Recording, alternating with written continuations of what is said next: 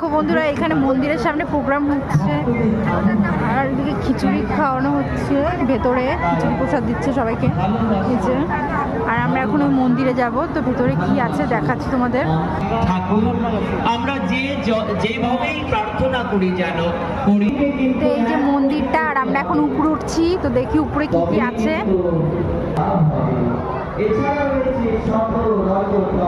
উপরটা কি সুন্দর করে সাজিয়েছে।